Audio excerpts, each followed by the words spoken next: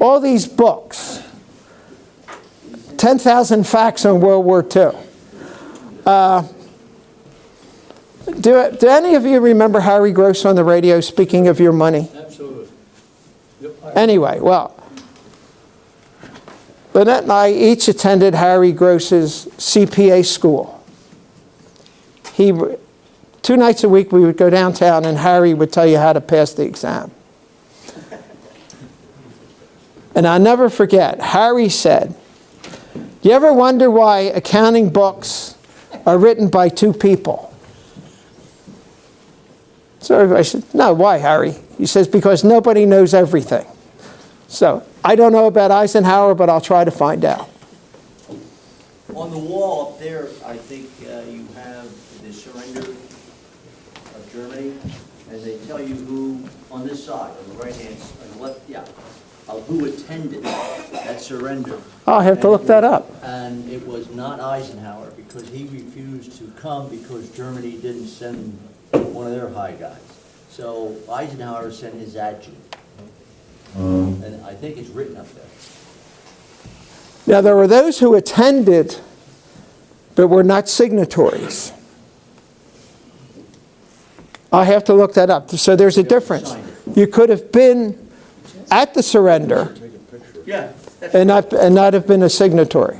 But he represented Eisenhower. Okay, I will read that. Just another dynamic. Yes? Did you happen to catch Josh Gates's program on, I think it was history? He did a 2-part on the D-Day and Con, and they discovered some kind of bunkers and stuff like that. What, in Con?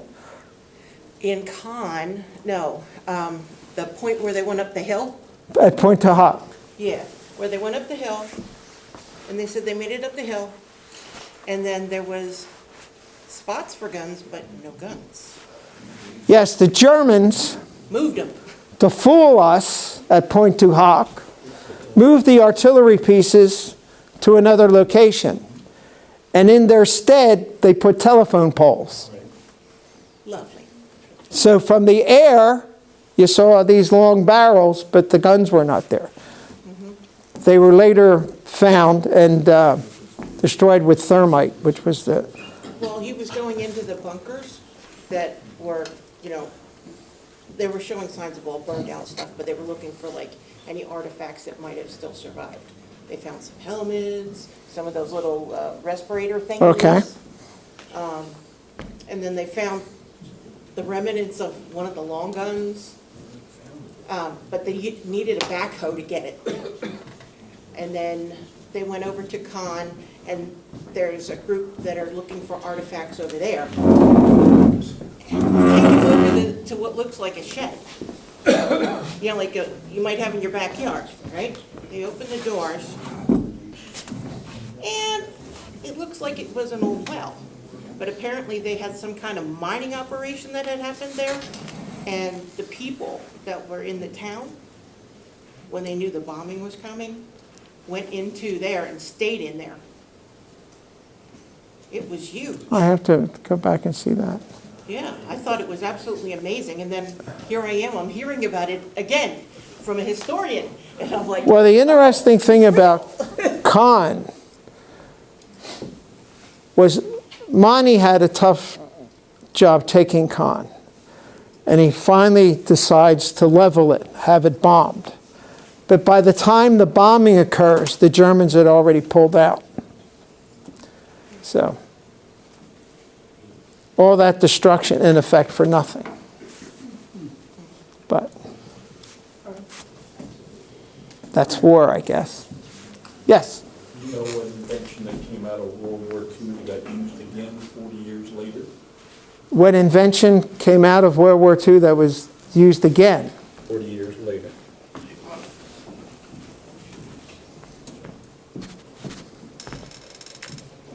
I know the Germans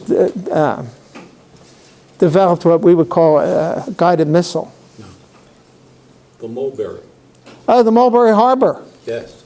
It was used again 40 years later by the Japanese to extend Tokyo Airport. Oh, I didn't know that. They built 20 of them, they floated them in line, they sank them, and it was the occupation of the Japanese prisoners in jail. They still had the hammers and rocks and all that stuff. They were breaking up the refuge that was going from construction in Tokyo, breaking it down so it was transportable. They brought it out by barges, dumped it inside these mulberries after they were sank, And sank them. and became the new main runway to Tokyo Airport. That's interesting. Thank you. I happened to be there when they were doing it. Pardon? I happened to be there when they were doing it. Oh, okay.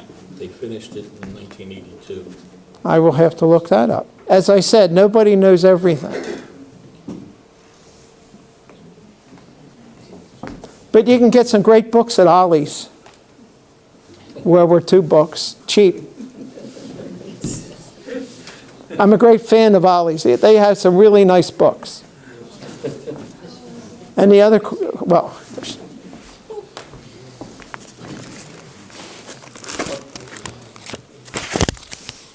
I have to look at it. Just one of many, day by day.